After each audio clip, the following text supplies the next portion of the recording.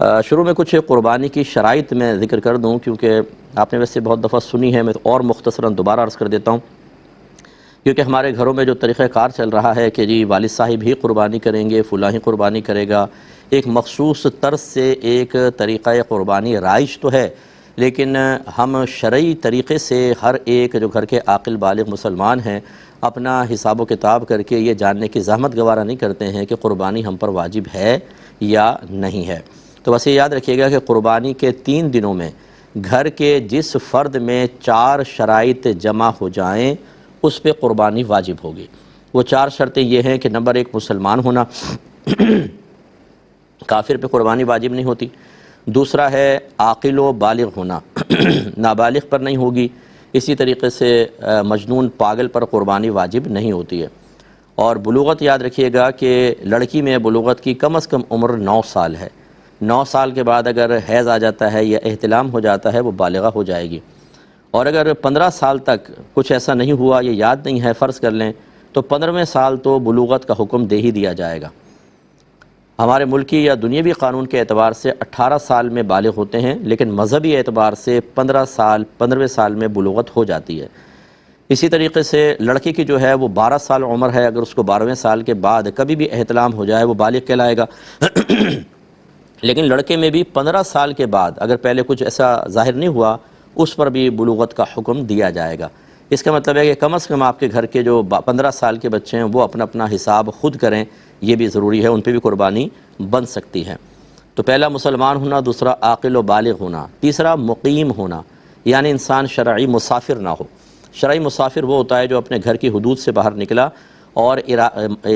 شہر کی حدود سے باہر نکلا اور ارادہ یہ ہے کہ کم از کم 92 کلومیٹرز دور جاؤں گا، 92 کلومیٹر، لیکن شہر کی حدود سے باہر نکل کر۔ تو جیسے ہم شہر کی حدود سے اس ارادے کے ساتھ باہر نکلتے ہیں کہ براہ راست لگاتار 92 کلومیٹرز کا سفر میں نے کرنا ہے، تو وہ شرعی مسافر ہے۔ پھر جب تک وہ کسی اور شہر میں پہنچ کر جو اس کا آبائی وطن نہ ہو، کیونکہ جہاں وہ پیدا ہوا اگر وہ مکان موجود ہے تو وہ شرعی مسافرت ختم ہو جاتی ہے، انسان مقیم ہو جاتا ہے چاہے ایک ہی دن کے لیے گیا ہو۔ لیکن اگر آپ کسی اور سٹی میں جاتے ہیں جو آبائی وطن کے علاوہ ہے تو اس میں شرط یہ ہوتی ہے کہ کم از کم آپ 15 دن ٹھہریں تو مقیم بنیں گے، اور 15 دن سے کم ٹھہرنے کی نیت ہے تو مسافر رہیں گے۔ لہٰذا آپ گھر سے باہر نکلے ہیں، 92 کلو یعنی شہر کے باہر نکلے ہیں اور 92 کلومیٹرز دور جانے کا ارادہ ہے، آپ شرعی مسافر ہو گئے۔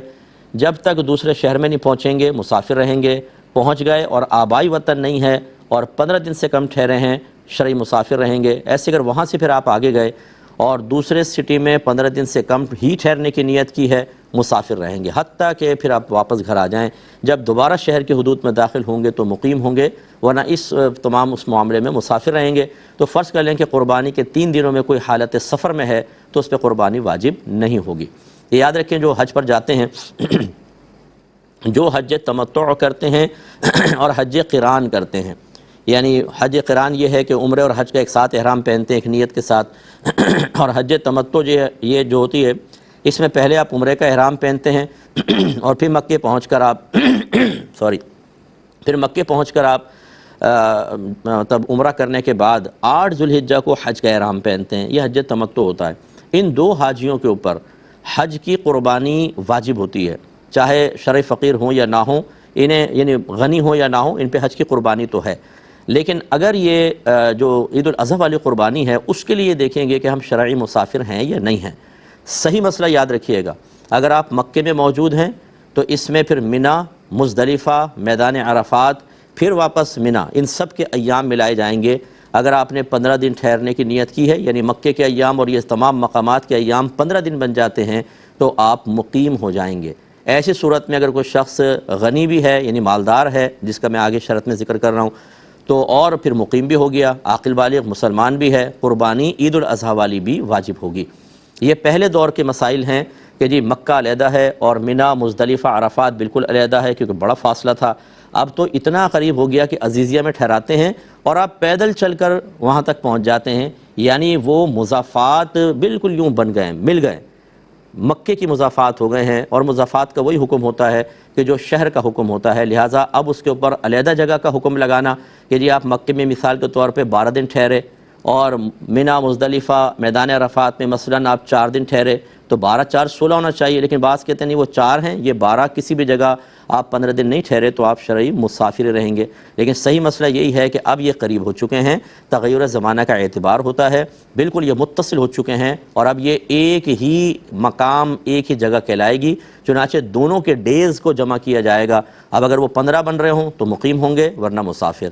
تو یہ پہلے کتابوں کے اندر چونکہ وہ پہلا دور تھا، اس وقت یہ ٹنل وغیرہ نہیں بنی تھیں، اگر آپ یہ مزیزیہ سے بن داؤد کی طرف سے جائیں تھوڑے سے پیدل ہو کر تو بالکل یہ منی ہے، 7 منی یوں جائیں گے اور وہ آپ رمی جمرات پہ پہنچ جاتے ہیں۔ فقیر خود گیا، اپنی فیملی کے ساتھ میں گیا تھا کچھ سال پہلے، وہیں سے جا کر پیدل جا کر ہم نے رمی کی تھی، اتنا کلوز ہو چکا ہے۔ اور یہاں سے بھی اگر آپ ڈائریکٹ جائیں تو ٹنل ہے بیچ میں، اس کے بعد آپ منی میں اتر جاتے ہیں۔ تو یہ اب مضافات بالکل بن گیا، متصل ہو گیا، اس کا سٹی کا ہی حکم ہے، لہٰذا اب اس میں حج تمتع یا حج قران کرنے والا اگر وہاں پہنچتا ہے اور 15 دن کم از کم ٹھہرنے کی نیت کر لے اور اس کے پاس نصاب کے برابر مال بھی ہو تو حج کی قربانی تو علیحدہ ہوگی، عید الاضحیٰ والی قربانی بھی واجب ہے۔ چوتھی شرط میں بتاتا ہوں، چوتھی شرط جو میں قربانی کی بیان کر رہا تھا وہ ہے مالک نصاب ہونا۔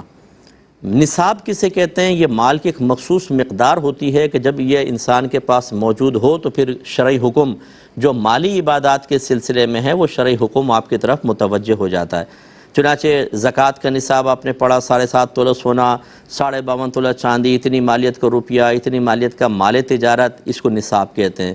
قربانی کے نصاب میں اور زکوٰۃ کے نصاب میں تھوڑا سا فرق ہوتا ہے۔ وہ فرق یہ ہے کہ قربانی کے نصاب میں اتنا بس آپ کے پاس اگر مال ہو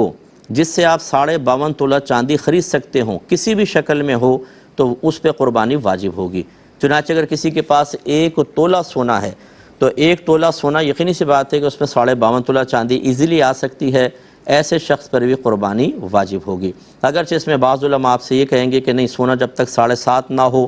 جب تک چاندی 52.5 تولہ نہ ہو، قربانی بھی واجب نہیں ہوگی، لیکن صحیح مسئلہ یہی ہے، اعلیٰ حضرت امام علیہ سنت نے یہی لکھا ہے، اور تحقیق یہی ہے کہ قربانی کے ان 3 دنوں کے اندر اگر کوئی کم از کم 52.5 تولہ چاندی کی مالیت کا سونا رکھتا ہے، چاندی ہے، کیش ہے، پرائز بانڈ ہیں، اسی طرح مال تجارت ہے، اور اسی طرح اگر آپ کی ضروریات زندگی سے زیادہ اضافی سامان ہے، جیسے آپ نے کوئی پلاٹ لے کے رکھا ہوا ہے بچوں کا، آگے چلیں اس پہ گھر بنا دیں گے، کوئی گھر لے کے اسے کرائے پہ چڑھایا ہوا ہے، یہ بھی آپ کی حاجت سے زائد کہلائے گا، اس کی مالیت کا بھی اعتبار ہوگا، اس کی بھی ہوگا۔ اسی طرح آپ نے قرضہ دیا ہوا ہے، اس قرضے کو بھی اس ٹوٹل میں ایڈ کریں گے، اور پھر آپ دیکھیں گے اگر قربانی بنتی ہے یعنی اتنا نصاب کے برابر ہو جاتا ہے تو قربانی واجب ہوگی۔ لہٰذا ہماری گزارش یہ ہے کہ گھر کا ہر فرد جو بالغ ہے ایک پین قلم لے کر، قلم اور ڈائری لے کر بیٹھے، اور اس میں وہ مسلمان تو ہیں ماشاءاللہ، اگر وہ بالغ ہیں، عاقل ہیں تو پھر وہ اور کریں، میں مقیم و مسافر، مقیم بھی ہیں تو نصاب کا خود اعتبار،